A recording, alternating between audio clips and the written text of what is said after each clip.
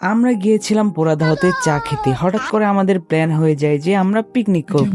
তো একে একে আমরা সবাই চলে আসলাম শ্মশান বাজারে। তো এইখান থেকে যাবতীয় ময় মশলা নিয়ে আমরা যাব পিকনিক করতে। যেহেতু আমরা খিচুড়ির সাথে মাংস মিক্সার দিব, সেই জন্য এইখান থেকে পর্যাপ্ত পরিমাণ মশলা নিয়ে যাব যেন পরবর্তীতে কম না পড়ে। তো এইখান থেকে পেঁয়াজ মরিচ অ্যান্ড যাবতীয় জিনিস নিয়ে আমরা এখন যাব মুরগি কিনতে। অনেক দিন পরে আমরা বন্ধুরা একসাথে ছিলাম, সেই জন্য আমরা এই প্ল্যানটা করে ফেলি।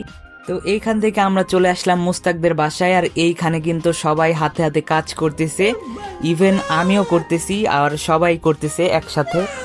তো সবকিছু কাটা শেষ, তো আমরা এখন চুলা ধরাবো, আর চুলা ধরে কিন্তু আমরা রান্না চুলায় দিয়ে দিব।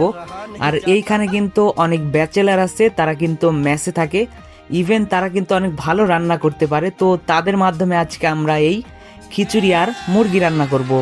তো এইদিকে সবকিছু দেওয়ার পরে কিন্তু পুরাপুরি প্রসেস হইতেছে, আর এইদিকে কিন্তু মশলা প্রায় হয়ে আসতেছে। আর কিছুক্ষণের ভিতরে প্রায় মশলাগুলো কষানো হয়ে যাবে। দেন এখানে আমরা মাংস দিয়ে কিছুক্ষণ নাড়াচাড়া করার পরেই কিন্তু আমাদের মাংসগুলা রেডি হয়ে যাবে। আমরা সবাই মিলেই রান্না করতে চেয়েছিলাম, কিন্তু ভাবির এসে বলে আমি রান্না করে দিচ্ছি। তো এইখানে আমাদের বন্ধুরা যারা মেসে ছিল কিন্তু তারা রাঁধতে পারে নাই, তারা কিন্তু আগলা ফাপড়ি নিছে। এইখানে পরে ভাবিরা ছিল, তো ভাবিরা কিন্তু অনেক সুন্দর করে মাখাই টাকাই দিতেছে। দেন এইগুলো দিয়ে আমরা খিচুড়ি রানবো। যেহেতু আমাদের মাংস কষানো শেষ, তো আমাদের এই খিচুড়ি রান্নার পরেই কিন্তু মাংস দিয়ে মিক্সার দিতে হবে, তাহলেই কিন্তু আমাদের খিচুড়ি রান্না কমপ্লিট হবে। দেন এইখানে আমরা পানি দিয়ে চুলায় বসাই দিয়ে দিয়েছি। তো এইখানে কিছুক্ষণ নাড়াচাড়া করতেছে করতে করতেই কিন্তু আমাদের খিচুড়ি হয়ে যাবে।